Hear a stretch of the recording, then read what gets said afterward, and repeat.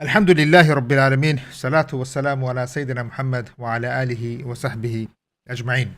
Dear brothers and sisters, assalamu alaikum wa rahmatullahi ta'ala wa barakatuh, and welcome to Islamic Oasis Live. Obviously, today's discussion is a very unique discussion, unique in almost every way. It's a discussion that will probably take us into many unique directions, in a sense that the field is so new. There's so much that is developing, and as we speak, things are happening. So obviously, it's a very interesting. It will be an interesting discussion, and that discussion is on artificial intelligence. And of course, the reason for us to have this discussion is we want to know how it will affect the Muslims, how it will affect the Muslim lands. How should we be looking at this development as far as these new technologies? How will the world powers look at this? How will they use it? What is already in plan? What has been planned? Some of the, so the discussion will be, inshallah, it will take us many different, to different directions and things like this. But it will be, I guarantee you, it will be a very interesting one. And to discuss that, we have a very interesting brother. His name is Brother Hamza.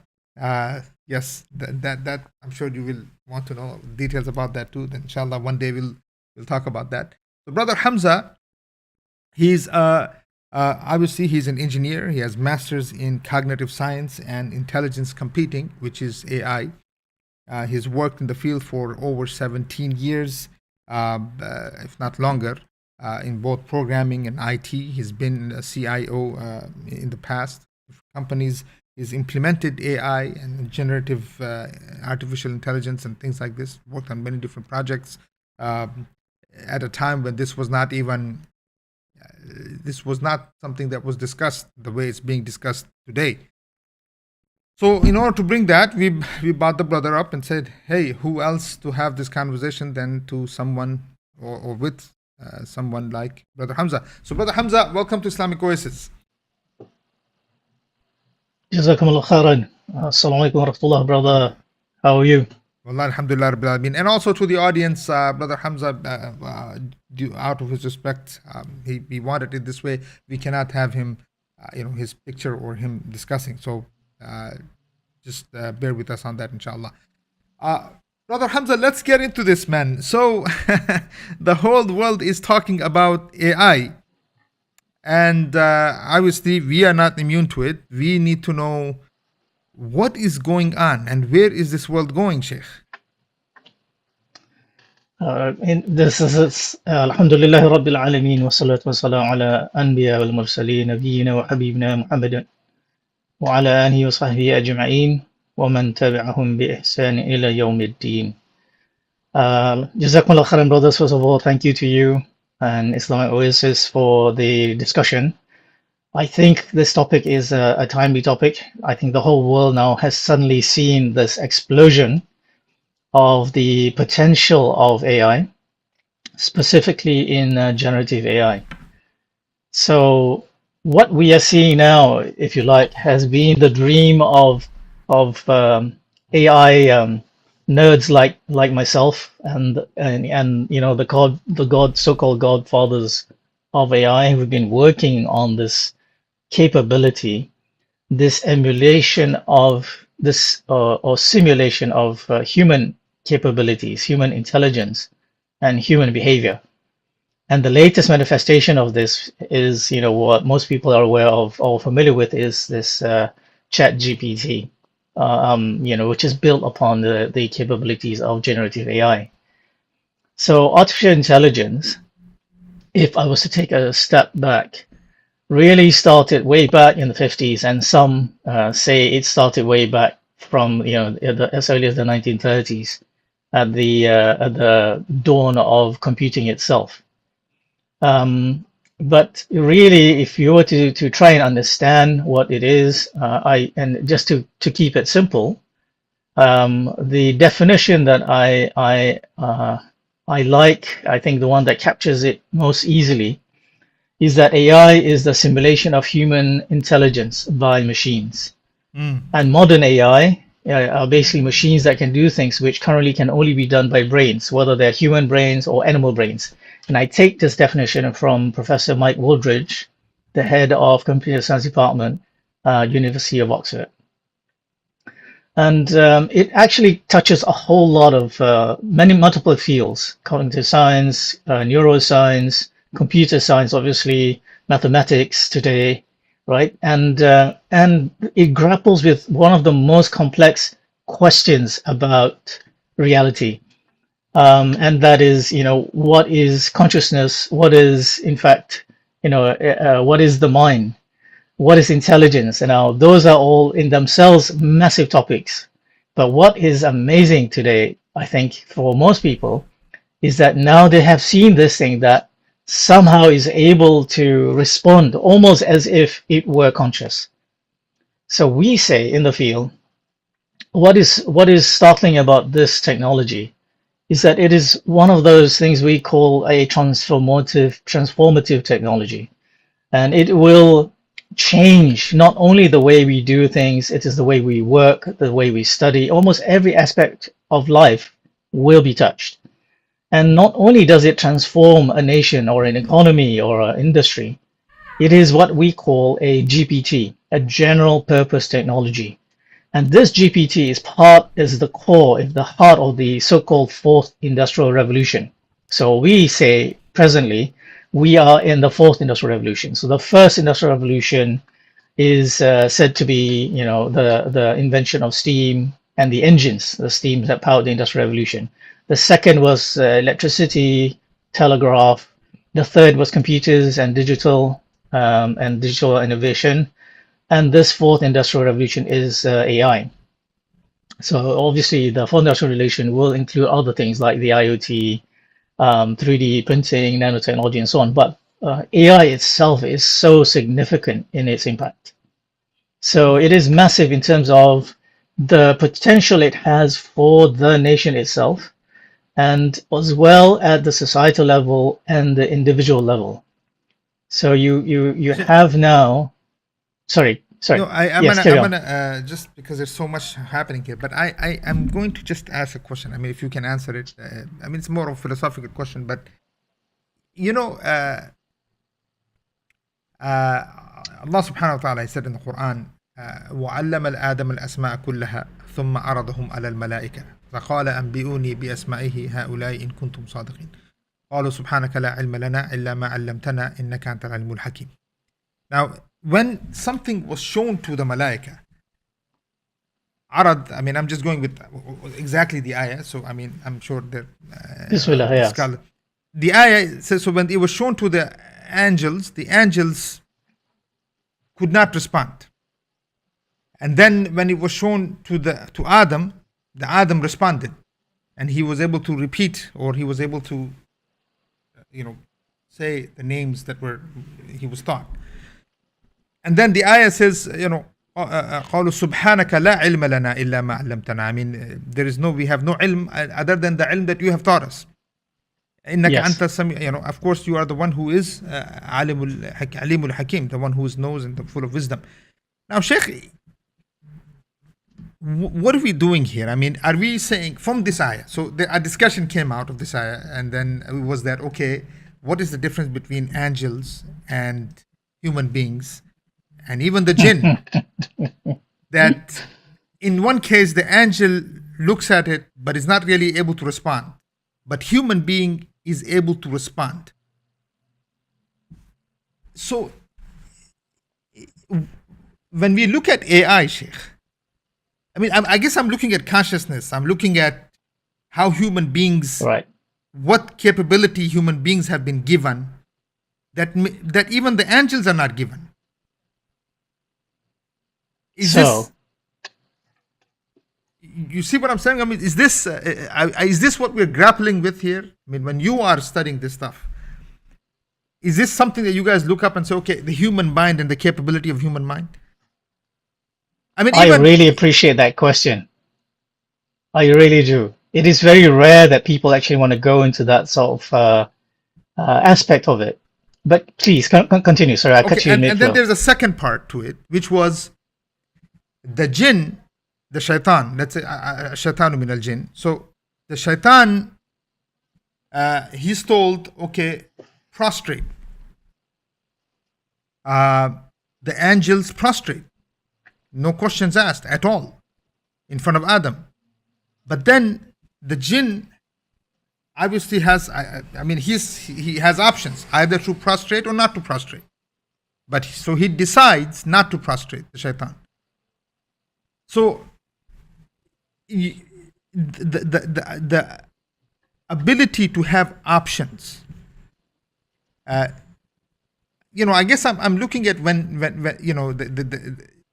is this the capability of only human minds and jinn? And then, okay, then there's another part to it. I know I'm going a little further, but I'm just putting it out there.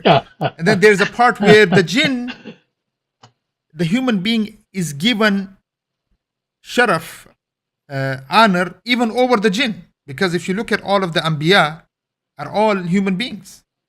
And the Khatimun Nabiyyin is a human being, is Muhammad Rasulullah. And the jinns and ins, وَمَا أَرْسَلْنَاكَ إِلَّا رَحْمَةُ الْعَالَمِينَ, everything is told that he is mercy for mankind. Yani all kinds of creation has to follow Muhammad sallallahu alaihi wasallam, meaning of course a human being who's being guided by Allah Azza wa Jal. So looking at all of this, Sheikh, where does all of this come in? Of course there is Quran here, Sunnah here, Sharia here. Someone who listens, somebody who's not able to listen, somebody who's able to look at, somebody who's able to obey, somebody says, no, I'm not going to obey. Because it looks like in your field, all of this is going to happen. Somebody can take a capability they've been given and say, I'm not obeying anything. I'm just going to do what I want. Somebody wants to even reject that he's been given this capability. Somebody thinks he's God himself. A'udhu billah. Oh. Okay, so you have touched upon a few things here. One is the ability to think. Second is the requirement for what we call previous information or knowledge, right? Another is the issue of free choice in terms of a freedom to make, to do or not to do, right? Okay, free will, that's important. And then, yes. Yeah, free will. Yes. So then these are all different topics to be very, very clear. Of course. And even if we were to come to the subject of artificial intelligence, we need to even define intelligence, right? Yes. And even this subject, forget the mind. We're not even there at defining what is intelligence. We all feel like we have some understanding. It's clever. It does things without being told, right? So we have some idea of intelligence. Would you say a cat is intelligent? Or a grasshopper? Okay, why? Why not? Because it is able to take care of itself. A baby, a human baby, you put it on the ground, cannot take care of itself, right? Look at when I was studying cognitive science, when I was studying intelligent computing or AI in the late 90s, one of the problems they were working on was something called collision avoidance. So if you look at a flight simulator, when you have something that is flying, it has to be able to avoid things, fly in formation, avoid things in 3D, right? 3 dimensions. So a Tesla car basically has only the plane. It avoids 2-dimensional things, right? Slows down, speeds up, turns left or right. But a grasshopper, for example, has to be able to avoid a swarm colliding into its fellow grasshoppers, right? In 3D. Oh wow. Yeah. Programming would have been almost impossible to do. But somehow, I mean, not somehow, obviously we can understand this, but machine learning, which is a form of artificial intelligence, can do this. And yet we don't say a grasshopper is intelligent, but it has a form of intelligence.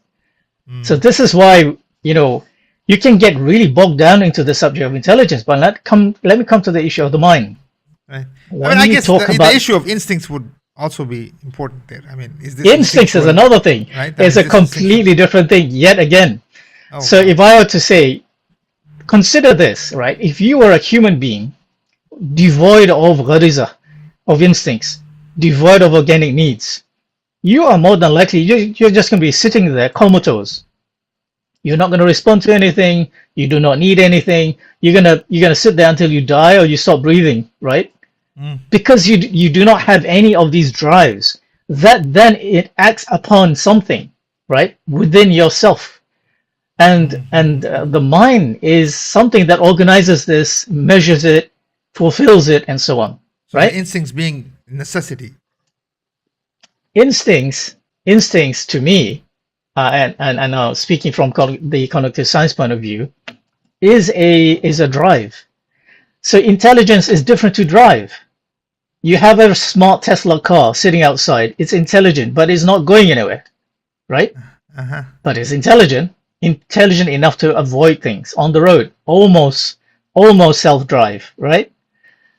But it hasn't got a drive. So so if you have a Hollywood robot, for example, actually, I suspect if it has no drives or a mission or an objective, it will not move. It will not do anything. It will not even self-preserve. So that's a different subject again, right? So the Malaika, Series 1, Series 2, Series 3 now gone. hey, you set off on a completely different turn. There's something very interesting about the mind. For the empiricists, right, from when people studied the mind, they had a problem. Because the scientists, eventually the empiricists won out, right, in the evolution of Western sciences. So what you cannot see, what you cannot measure, what you cannot sense, basically doesn't exist, effectively, right? So-called It comes empirical to that. data, sure. Empirical data, right? So the materialists, broadly speaking, I'll call them the materialists. For them, there is a question to be answered, right? The mind is ephemeral. You cannot see, you cannot touch, you cannot even, you can't, in fact, you can perhaps see some actions within the material brain, but consciousness appears to be something other than this, isn't it? So there's another group of them, and then multiple divisions of these schools of thought, let's put it that way. And I don't want to go down that rabbit hole, right? But they carry the opinion. So people like Ramachandran, they carry the opinion that there is something. Some of them call it qualia or qualia, depending on where you come from. They believe that there is something we call consciousness, which is other than the material thing. It is not physical. Now, this is a problem for them, and I'm not going to touch this subject because we are now interested in right? It is in itself a big subject. And, if you wish, that's perhaps, as you say, another segue session, right? Yes. But for us, consciousness... Let's cover it, inshallah. Let's cover it. We will, bismillah. Inshallah. It's very important. Inshallah. Go ahead. Continue your thought. So just to conclude on this thing. So in the example you gave of the angel and jinn or iblis and man, the difference, I would say, from the Islamic point of view, the mind requires definition, right? It is one of those things because taklif shari'i depends upon the mind. It is something that is necessary for our understanding of fiqh and responsibility, accountability, and so on. So from the understanding from Islam, what we call the mind consists of 4 components, which I think yourself or you may also be familiar, which is the mind consists of, it requires a tangible reality outside of us, right? Outside of the brain, outside of the mind or the body, but the external tangible reality. The second, it requires a mechanism from which you take the input of these external things, right? So we call them the senses. The third is the system by which we process all of this. And the fourth is what was lacking, I believe, in the angels. And this is only my humble opinion, which is previous information. Mm. So when Allah taught Adam the names Because of when things, they as when they Allah says, when they had previous information, they did say, "Why are you creating yes, this?" Because yes, they they had that created. previous information, Yes. Okay. Subhanallah. but Okay. not the previous That's what information. Qalullah. Adam alayhi salam was taught by Allah. Mm. And Allah says, I know what you do not know, isn't it? Subhanallah. And this was Right. the differentiator. Now, jinn, I believe, is an illustration of free will. Allah gives you knowledge. Allah gives you a capability to reason. I believe jinn had the ability to reason and the free will. However, jinn, despite its superior knowledge, was subject to arrogance and defied Kibr. Allah subhanahu wa ta'ala. Na'udhu billah. Yes, kibr, right? Mm. Okay, all very different discussions than AI, brother. No, but For us, it's a very important beginning to understand this, yes, because it yes, has a lot of connotations in what we are about to discuss. Because inshallah. All right. this is obviously very important, because only Allah knows where this will go. Yes, yes, indeed. So, Sheikh, let's now. Obviously, we went into the philosophical side of it, but Sheikh, what impact? Let's start with. I don't know. I was just. Let's start with the political side here, right?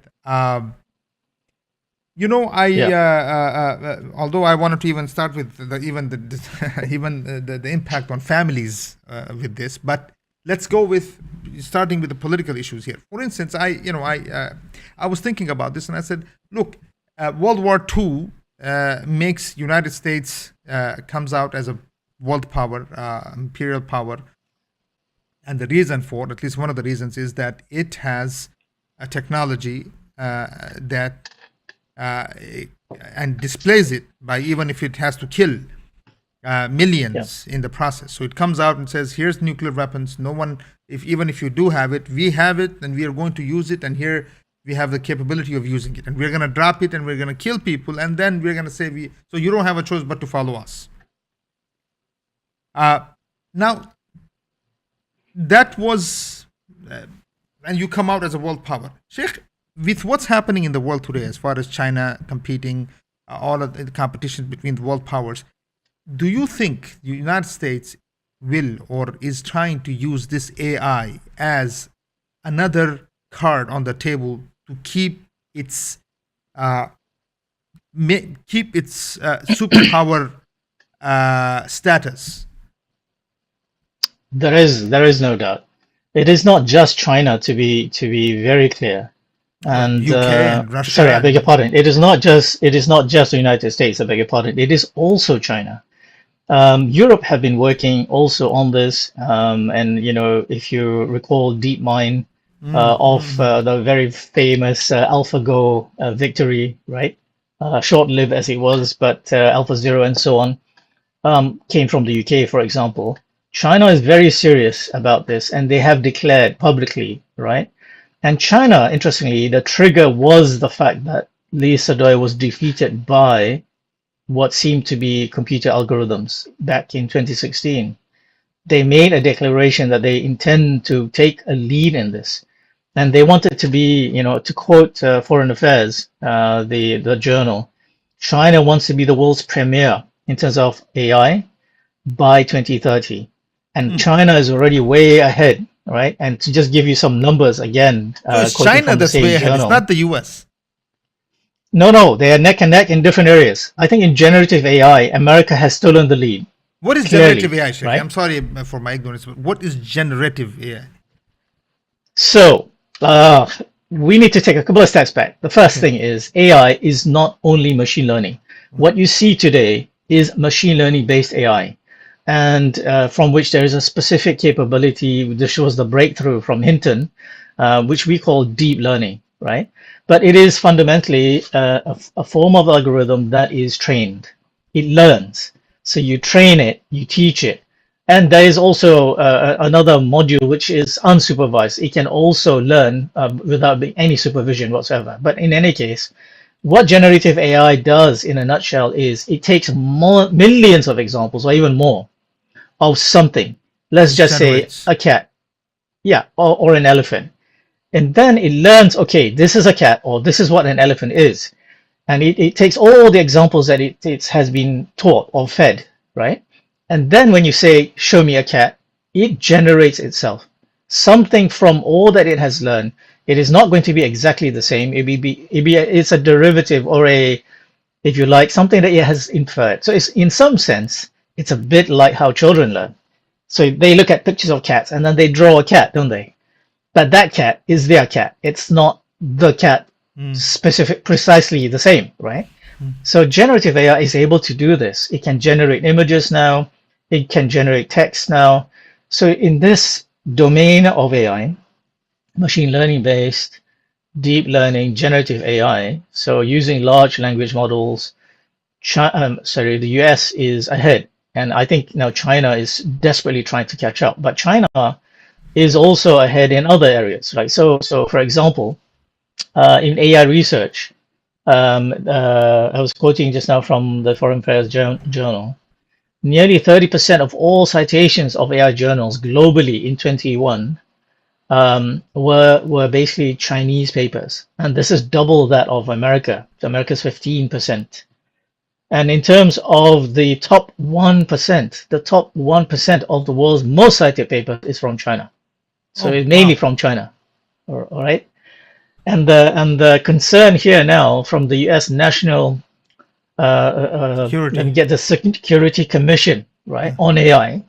So it was chaired by Eric Schmidt. It states that China possesses the might, the talent, and ambition to surpass the United States as the world's leader in AI in the next decade, if the current trend does not change. So yes, there is a race. You know, America is ahead, and China is very close, neck and neck in some areas, right? And I do not discount some other lesser, smaller nations who seem to also be there. But perhaps we'll come back to that So, further Sheikh, down. we are, what is this? A cold war, a hot war? What are we doing here? I mean, uh, and you know what's interesting also is why is it always these? I guess you know Russia was a communist country, and then it falls apart. But then China somehow adopts it, and whatever type form of communism and democracy and capitalism that it's inventing, I guess it's using. I'm sure they're talking to GPT people for what the kind of system that they're coming up with. But I because you know wouldn't, but okay. it's of everything. They're mixing everything in this. But uh, if it's not a weapons race, now, so we are entering into what kind of a race with? Well, I guess I'm sitting in the U.S. here, so I'm saying, is the West entering into a certain type of intelligence war? Who will win the war of intelligence? So this is a technological war. It's a technological war. And the thing that I think we need to be aware of, I was saying earlier, that this is not just transformative. It is a general purpose technology. But this GPT is not like any other general purpose technology. It is beyond electricity. And this is a capability that has got scale and speed and complexity and variety. And it has unexpected consequences, right? Unintended consequences, and it will give you the ability that can scare a lot of people. Now, you know, we have a GPT that can increase the productivity of a nation, can increase efficiency of a nation, can improve the health care of a nation, right? And can add to the economy of a nation. We have a capability that can also be used in military, and that is one of the most obvious capabilities, for example, right? And I was discussing with you previously, we talk about how the human being sees something, senses something, and then responds. And then Nanyang University in Singapore did a study, um, and they found that if you were to compare human vision to computer vision, the human vision for you to sense something and then to understand and react is approximately 0.25% of a second. 0.25% of a second, right? Jeez, yeah. Sorry, I beg your pardon. It takes 0.25 fifth of a second. Whereas this computer vision system, and this is going back to 2017 or 2019, I believe, the computer vision system was able to sense, recognize, and react within 0.00007 fifth of a second. So Sheikh, now the reality wow. is, this is something that the human being cannot manage, right? It cannot compete with. And some of the things that there are other things that perhaps later on I will see that the danger, for example, to society as well as the good in society is what we are trying to ensure, more of the good and less of the danger.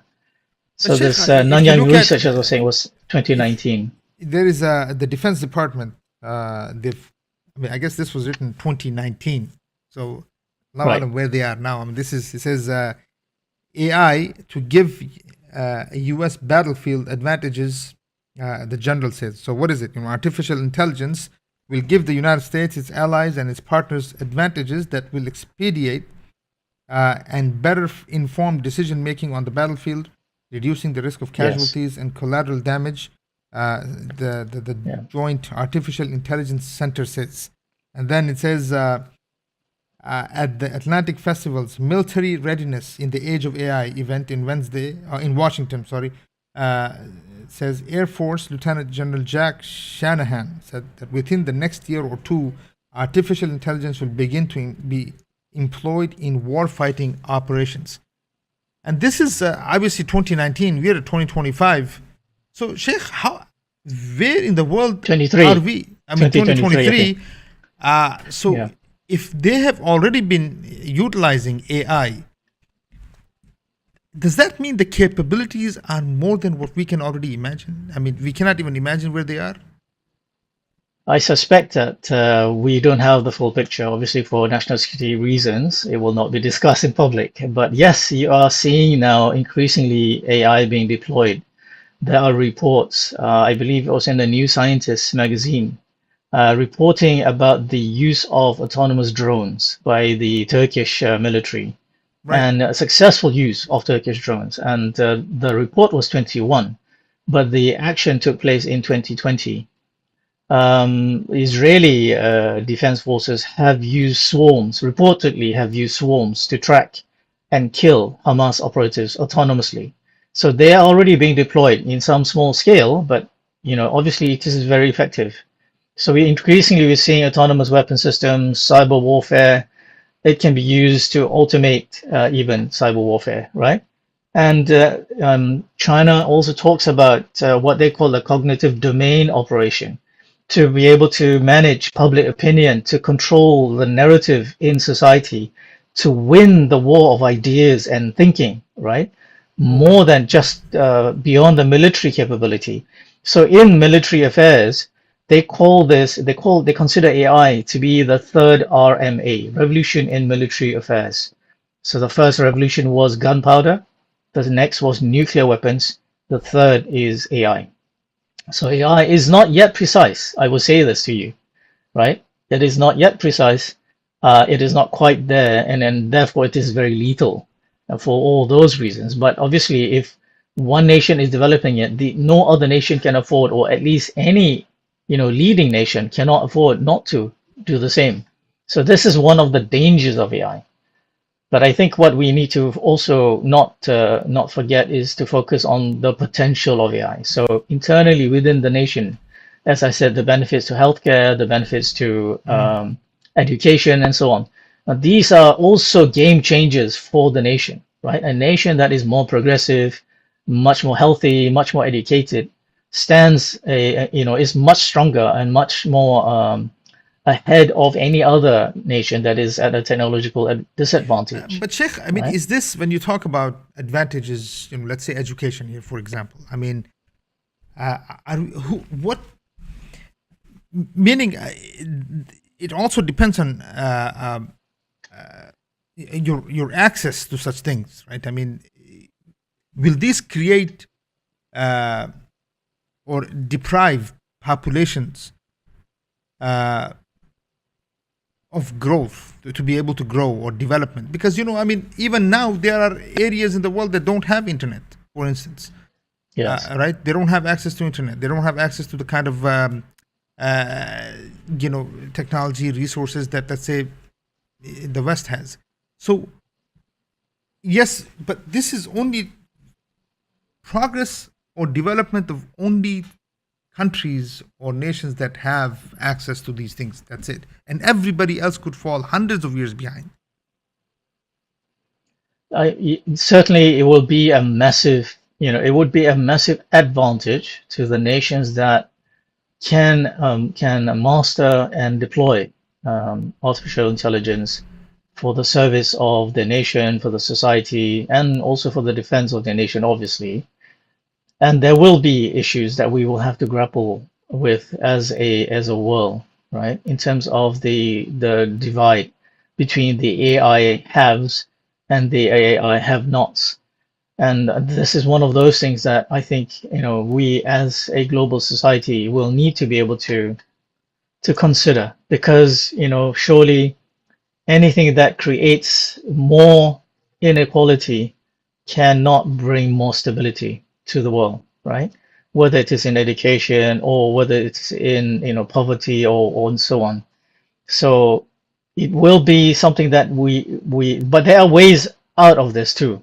So it is, yes, certainly there will be a massive disadvantage if they are completely devoid of any link to a point, right?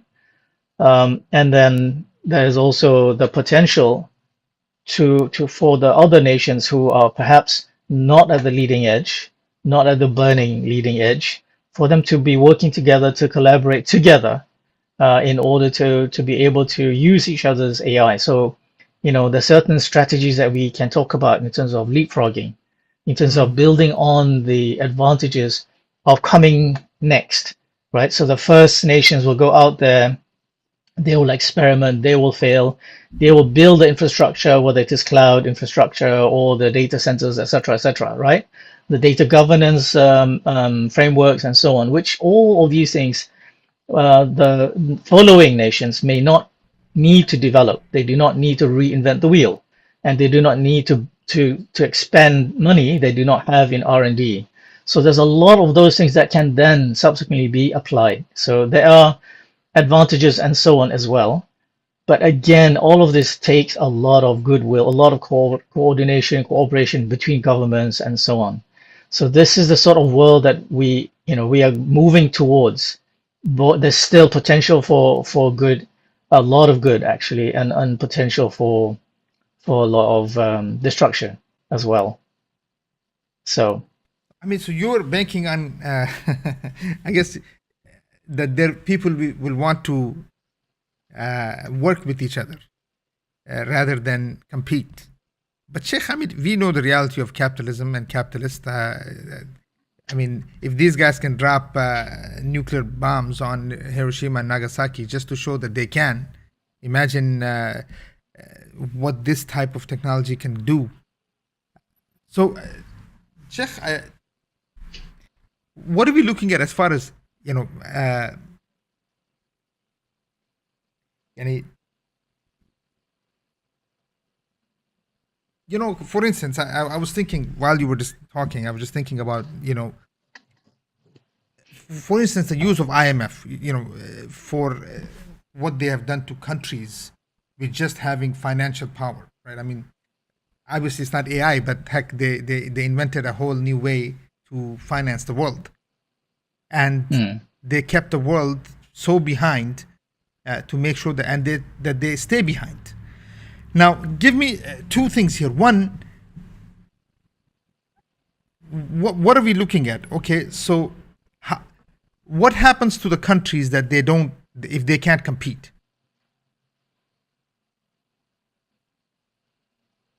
And is that your first question? So, Yes. really, I think for a nation today, it is incumbent. I think governments of the world, and I'm talking about the ones who are follower nations. Let's call it that.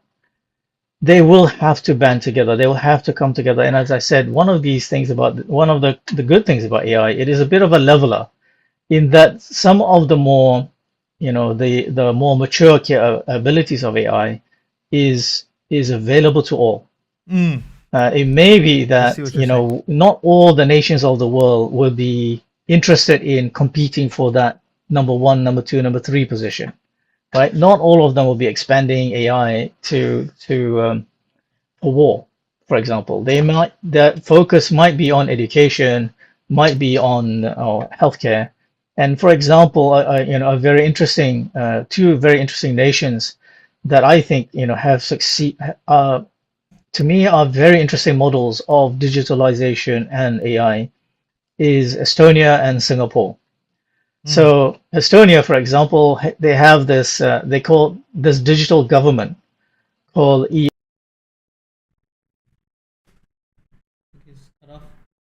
cut off? E. No. Sorry. Okay, go ahead. Can you repeat that, please? Estonia, and I think something happened. Oh, okay. So there are two Singapore, very interesting Estonia. digital nations, Singapore and Estonia. So Estonia now, it is a completely digital government, right? You need to register once with your details, and then everything is done online. You have a unique and secure identifier. There are only three things that you have to do physically, right? And that is for marriage, for divorce, and for land title changes. So Oh. imagine our lands today, the time that we have to queue just to pay the bill, for example, right? Uh-huh. Or, for example, just to change a record or to pick up whatever, right? This is Estonia, and they've got a very interesting, approach to government. They're not very rich, so they needed to be efficient. The other is Singapore's smart nation, and they have a national AI strategy. It's very interesting. And amongst other things, they're talking about what they call seamless municipal management. So that is, everything is interconnected, it is intelligent, it is informed, matters are dealt with swiftly and efficiently. You have something else called chronic disease prediction and management. So you proactively manage chronic diseases of the population, and Singapore's population isn't very big, is it? And then they have another component in their AI strategy, which they call the personalized education through adaptive learning and assessment. And I've looked at some models of these AI-driven education systems, and what they're trying to work towards. Some of these models, I'm not particularly sure about the Singapore's model, is a personalized. The AI learns the way you study, how often you like to study, how to motivate you, and so on, right? And it encourages you to learn, which means the teachers do not have to have a study plan for a class or unruly teenagers who don't want to be there. Um, Wow. this thing can gamify it. It can interact with you. It can be your companion. It can be your coach. It can encourage you, reward you even, and you can study, whatever, quantum mechanics in your spare time. So nobody has to go through a particular course, a particular series of steps. They can go whichever way they wish. And imagine this. For example, there are certain scholars that, in the Islamic world, there may be some scholars, and I am just extrapolating here. You have certain scholars that you're very attached to, all right? Certain scholars that you're very impressed by, and you wish they were still around.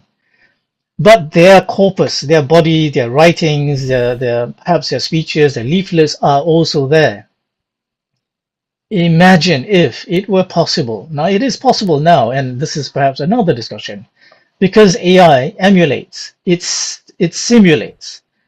So there's a Japanese director, I forget his name, who actually is trying to train an AI system to take up his personality, right? And Wow. so that, can you see where I'm going with this? So Oh, it is a okay, man. potential that you have not instead of everyone in our say in Egypt. Potentially, you could study with your favorite sheikh alongside your books, alongside whatever sheikh you may have there. Me personally, for example, Sheikh Taqiyuddin Nabahani rahimullah, he had a particular tone, a particular awareness of what was happening to the ummah, right? He had a particular energy and clarity of thought.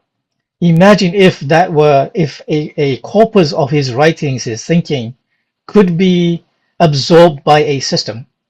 And here again, I don't want to get too excited about it, but I'm just saying the potential, not of today, perhaps not of next year or the year after. And this goes with all intellectuals, or all personalities, or whoever you wish to study whatever with, right? The potential of AI for good is incredible. And I'm just taking on from what Singapore has done. There is another example of healthcare. This proactive healthcare is brilliant because potentially the AI knows the inner population. If you were growing up, say, from a child who was born, it has certain, characteristics. They measure your weight, they understand your height, so they project a growth. And potentially, given a particular area, a particular tribe or place, and so on, history, family history, it can proactively look out for and anticipate and correct before things become chronic or become a problem. Now imagine if you have productive, healthy, well-educated, citizens, the potential that it can bring. There So is, you're of course, another talking side to this, but yes, historians, analysts, anything that you can bring them back and keep them alive forever, yes, at least digitally. digitally, yes, and obviously, bear in mind this is a simulation. It is not him. Obviously, Yes, of there course. will be certain elements that will be missing, but I would prefer to have a discourse or a discussion So you with could a discuss particular with the person. person. Okay, so there is an actual discussion taking place. You can ask questions and from what, but hmm. But how I do we know think the potential is there. The oh, potential is there, but let's not, we obviously we're not fooling ourselves into thinking he is actually there, of right? course, yeah, yeah. Again, we have to remember, you have to pull you back down to earth a little bit because these systems are not, at least at the moment, self-aware. They are not, conscious to say, they're not cognizant, right? And which is again another discussion. So we talk about at the moment now most systems are what they call narrow AI or artificial. So this AI is within a specific capability, a very narrow area or field. And what everybody is now trying to attain, whether or not it is possible, is also up for debate, is what they call AGI, artificial general intelligence, where an AI system is able to do multiple things. It is able to learn, right? Now, some of the milestones towards AGI, I think, have been hit. One of those examples, to my mind, is what DeepMind achieved with AlphaZero. The system was able to observe and self-teach. It learned how to play chess. It learned how to play Go. It learned how to defeat all its predecessors at the game of chess and Go, right? It is almost an autodidactic capability.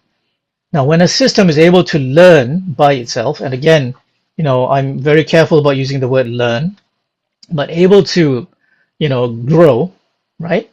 That then opens another scenario, a possibility. Now, systems like this, they are both horizontal and vertical. And what do I mean by this?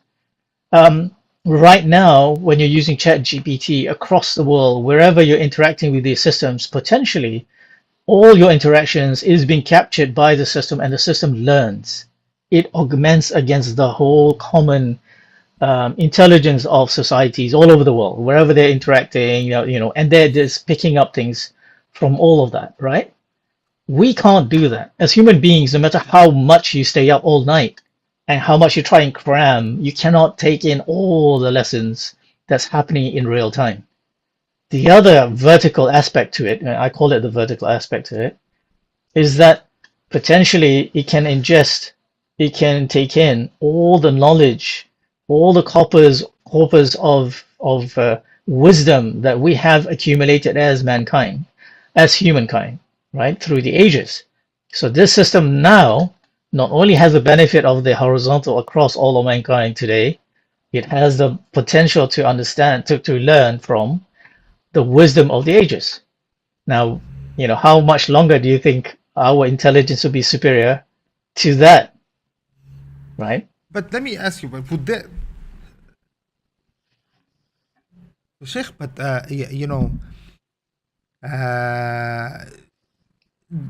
the machine is still depending on a new reality in order to, but it cannot observe a new reality, can it? Say again? So It I cannot guess observe or understand a new reality unless it's thought what the reality is. I'm not sure. It depends what you mean, obviously, So, right? for And instance, again, you're this saying I that okay, think partly. how are we going to compete? Let's say a human mind being able to compete with this technology or this chat GPT, whatever it is. But in order for me to generate a thought, obviously I need a reality. So how does the machine? So the machine would have to be given a reality, right? Upon which it can now generate, whether that's algorithms, whatever it is. So how can it be? So we're not talking about machines that can be more intelligent than us. So again, the problem is the word intelligence and awareness, self-awareness, consciousness. These are very complex, right? And there are multiple definitions of it. So now let me give you this scenario, right? Right now, a generative AI like ChatGPT, for example, learns again in inverted commas from the examples it is fed, the examples that it learns from, the training data sets, right? And I'm saying now that all the interaction that is happening right now, if the system takes it all in real time, basically it is being trained in real time. It is learning in real time, right? And similarly, if it is fed all the books, the corpus, the learnings of history, you feed it Plato or Aristotle or whatever else, Karl Marx and so on, right? It is also able to ingest, and now with its interactions with its response to a query, to a response to a prompt, it will take in all of those things, right? So Sheikh, okay, So go ahead. now This the wow, problem is this. Sorry. No, go ahead. Yeah, so there's two parts. There's two parts to this, right? So now that means potentially that system, if you measure it purely on response, will be much more complex, of a higher level. But the problem is this: it doesn't understand. It does not understand. Okay. Now, supposing I take another element, another component that says take the output of that system that has all the knowledge, that has learned from history, that has learned across mankind today, right? Current information. Take the output of that and use that to achieve something, right? Now I'm just breaking it down to two parts, right? It is both AI. Now it doesn't need to understand. It simulates like it understands, It's and just it will producing. achieve whatever objective. Yes, it'll just achieve whatever task is told to achieve. Okay. Right? So that So still then keeps. understanding per se is maybe not required. No, this is where we get back into, and I prefer not to discuss that, but so that we can understand, right? Now there are other implications to a nation, to society, to people, and this is something perhaps in the next session we should explore, perhaps in a bit more.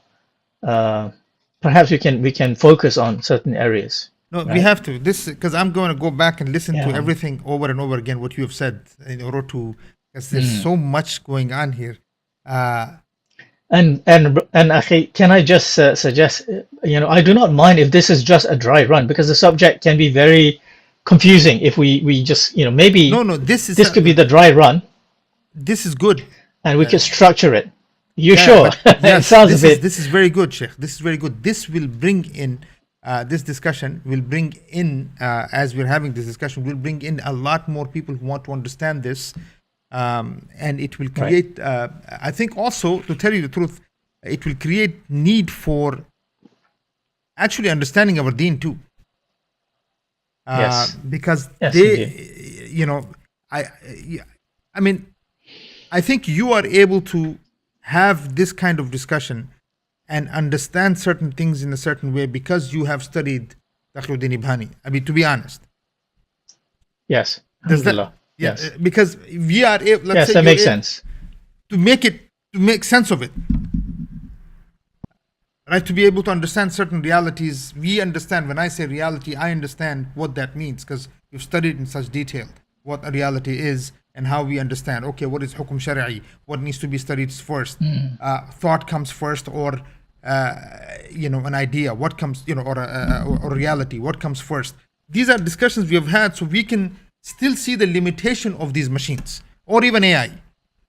Because, like, when you say it doesn't understand but it can produce, I understand how you're taking that Yes. very well, right? I understand it because, okay, well, study of Alhamdulillah. reality is Yes. different, and okay. So let's, in the next 5 minutes, or maybe no, what we'll do is that next discussion that we'll have, we'll talk about, when we talk about Sharia taklifi, and how we Sharia, how do we look at what's happening, and the discussion of ijtihad in this. Okay, inshallah. What will Ijtihad is discuss? absolutely critical to this. It's It very will be important, Sheikh. critical. It will be very critical Yes. how far we can go, where do we need to stop, Yes. what are the limitations, and also Yes. the limitation. And the way I'm thinking this, Sheikh, is that, for instance, the kuffar, when they knew that, okay, when we go to war, we don't burn trees down, we don't harm, the elderly, the people who are worshiping in their places of worship, the women and the children, and there's so many rules to engagement for us, when Yes. it comes to war. But so we are given limitations. Now we are competing against someone or nations, they have no limitations. So we would have to look into that and say, okay, what is hukum shari'i now?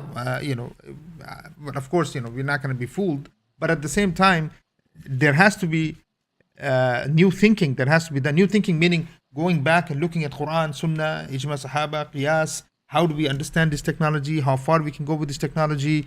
What is the good, bad, and the ugly of this technology? I mean, there's a lot that came out of your discussion with you, Sheikh.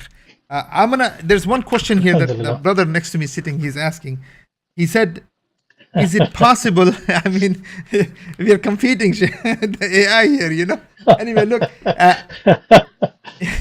is it possible for AI to be truly objective? Number one. Is an unbiased AI possible? Is it possible for AI's thought process to be transparent? I guess thinking about surprising or emergent technologies or qualities even.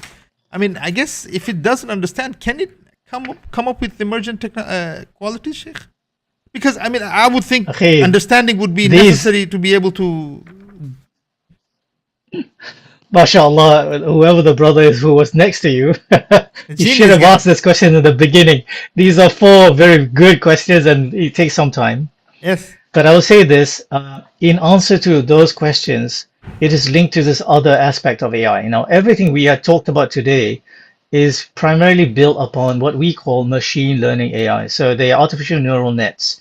They are systems that emulate the neural nets in the brain, and it simulates that, and it outputs what we see today, right? All of these things, When you and say that the neural net, you're challenge with talking about those, neurons when thought process is taking place. correct, Jeez. correct, yes, correct. So artificial neural nets, they simulate it, right? And that was the start of this whole journey down machine learning. Um, but that is not the only form of AI. There's another form of AI, which is programmable AI, if you like. And some of the early systems in the 70s, 80s was built on these. An example is a programming language called Prolog, which is a logic-based programming. And that kind of AI, it is possible to be precise. In fact, the Wow. joke back then when I was a student was machine learning AI, this neural nets, the artificial neural nets type AI, what we have today, cannot be precise. So if you ask it, what is 7 times 7, it will give you an answer somewhere around 49. That was a joke, right? Because it is not precise. It generates a cluster, right? And it goes for the highest concentration of that cluster.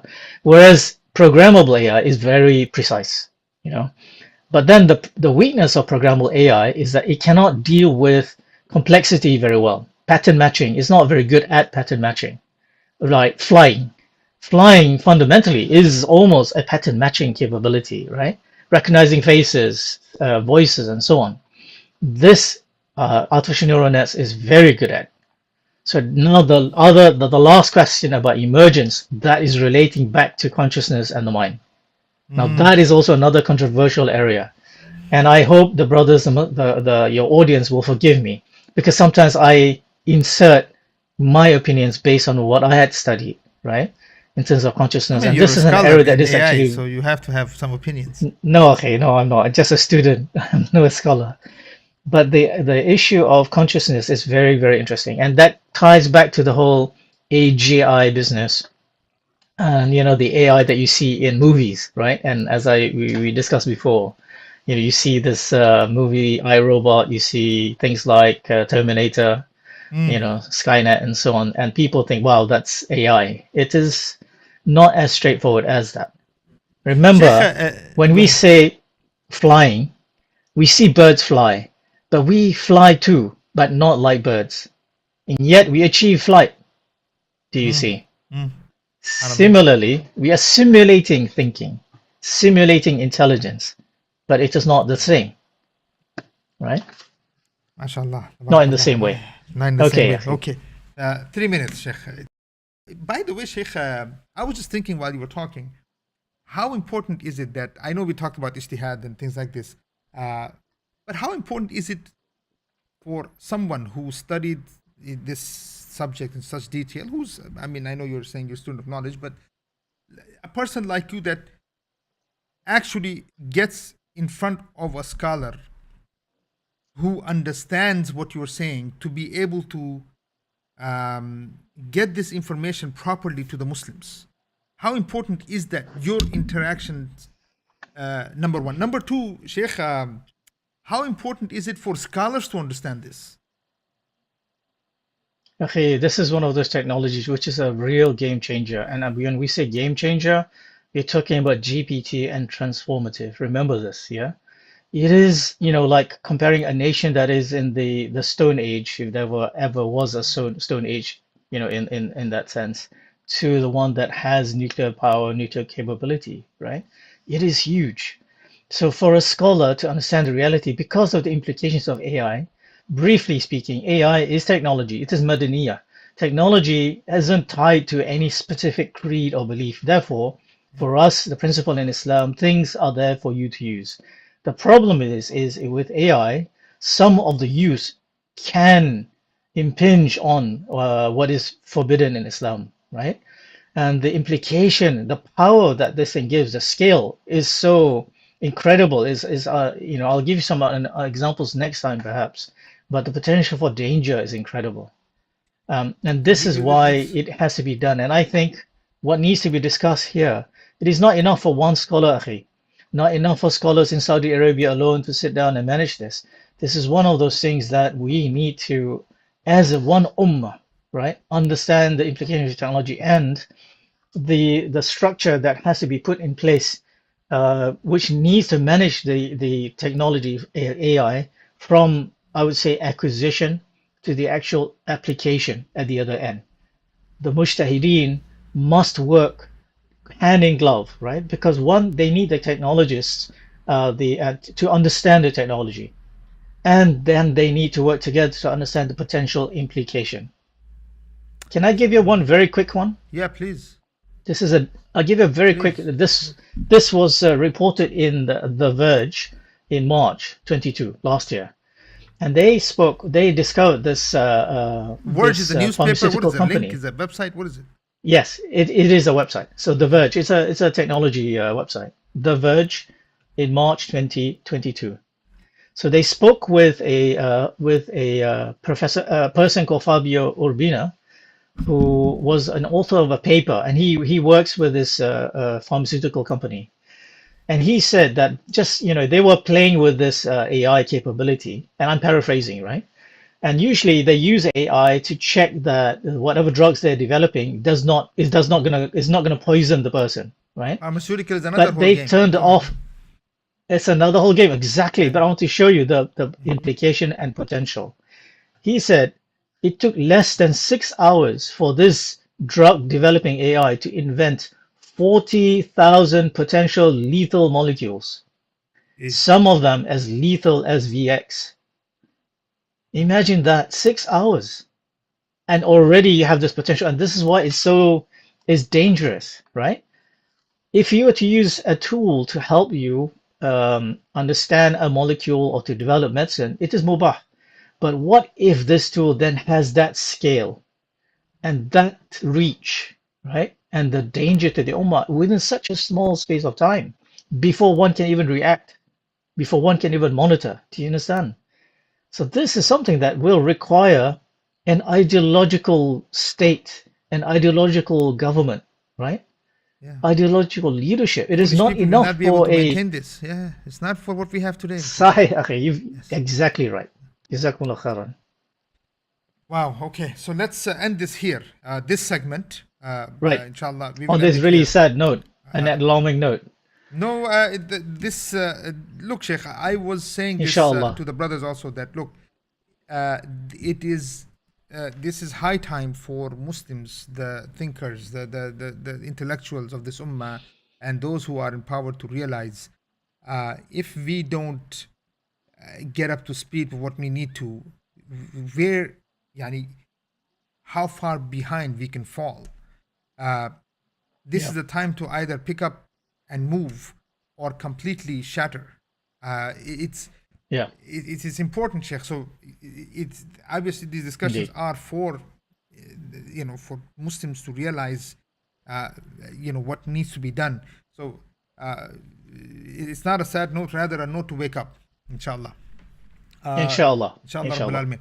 Again, Sheikh, Jazakallah khair for your time, for your efforts, and may Allah subhanahu wa Akhwan. ta'ala raise your status in the dunya and the Barakallah. akhirah and give you the tawfiq Ni'ma and afiyah that minna is wa needed to minkum. really be a benefit to this ummah.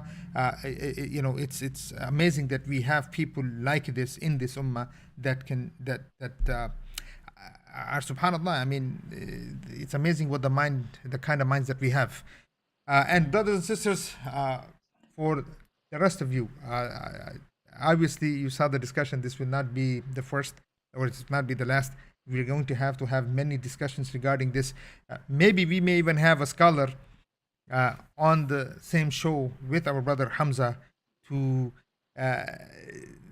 discuss the ramifications. Someone who is at the level of a mujtahid, who understands how to think about these things, and that would be an amazing discussion by itself. But there's so much that we just covered, right? We're talking about technologies that could, I mean, so much was discussed here, from pharmaceutical industry to the whole industrial complex, military industrial complex, to consciousness, to the ability to learn, the whole educational system, what can happen. It's amazing what can be done. So, inshallah, brothers and sisters, we will have a part 2, maybe 3 or 4 or 5 of this. Jazakallah khair for attending, for coming, for watching. Also, please put your questions up there.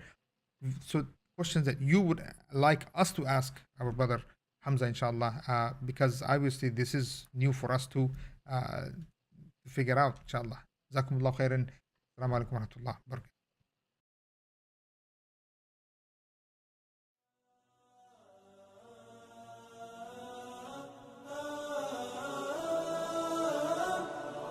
لا لن يطول الظلام ديننا لن يضام جيل الهمام، نحن فينا عمر، لا لا لا لن يطول الظلام، ديننا لن يضام، نحن جيل الهمام، نحن فينا عمر. صبح بدا نور ظهر، نجم وشمس وقمر، ألقى على الدنيا الدرر، هذا عمر هذا عمر. كل البرايا تنتظر أيامه البيض الغرر، كي تستفيد من العبر، هذا عمر هذا عمر.